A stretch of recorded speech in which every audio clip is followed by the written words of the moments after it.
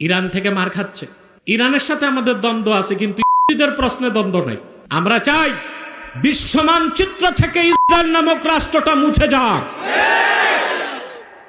সেজন্য যদি সমস্ত মুসলিম রাষ্ট্রগুলোর ইরানকে সহযোগিতা করার প্রয়োজন হয় করতে হবে।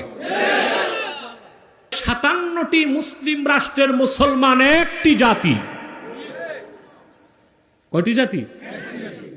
আর যদি আপনি জাতীয়তাবাদের ভিত্তিতে, সংস্কৃতির ভিত্তিতে বিভক্তি খোঁজেন, তাহলে আমরা 57টা জাতি। বাঙালি, পাকিস্তানি, আফগানি ভাগ হয়ে গেছি তো, এই যে জাতীয়তার পরিচয়ে, সংস্কৃতির পরিচয়ে, ঠিক না? আর যদি আমাদের মূল পরিচয়টা লালন করতে পারি, আমরা মুসলমান, তাহলে 57টি ভূখণ্ডের সব মুসলমান একটা জাতি। এই 57টি ভূখণ্ডের প্রায় 200 কোটি মুসলমান যদি এক হয়, কিসের আমেরিকা, ইসরায়েল? এই বিশ্ব সন্ত্রাসী ইসরায়েলকে মারতে বোমা লাগবে না। মুসলমান পেশাব করলে ভাসতে ভাসতে ভূমধ্য সাগরে চলে যাবে।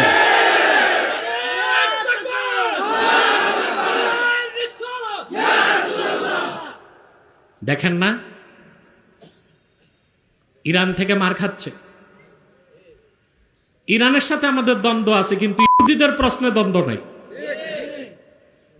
আমরা চাই বিশ্ব মানচিত্র থেকে ইসরায়েল নামক রাষ্ট্রটা মুছে যাক। সেজন্য যদি সমস্ত মুসলিম রাষ্ট্রগুলোর ইরানকে সহযোগিতা করার প্রয়োজন হয় করতে হবে।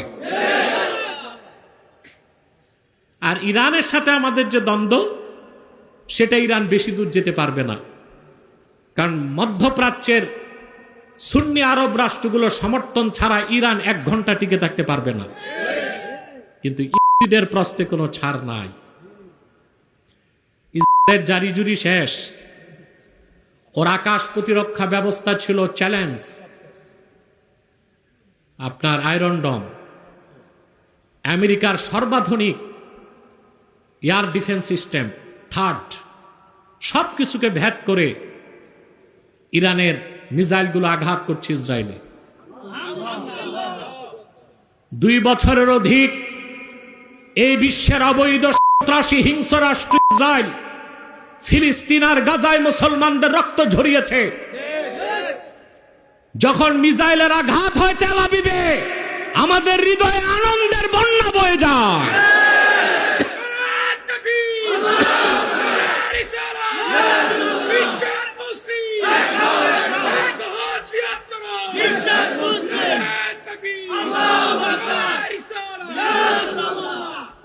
মিডল ইস্টের সবগুলো রাষ্ট্র, সৌদি আরব, কাতার, বাহরাইন, এরা সবাই নিন্দা করেছে ইসরায়েলের এই হিংস্র হামলার তেহরানে।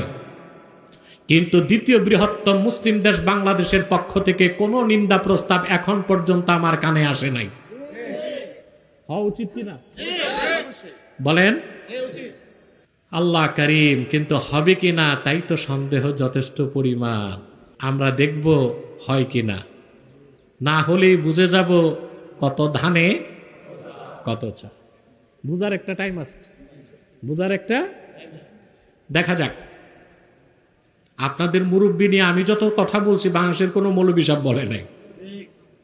আমি যা যৌক্তিক কোরআন সুন্নাহ ভিত্তিক গঠনমূলক সমালোচনা তা করে গেছি।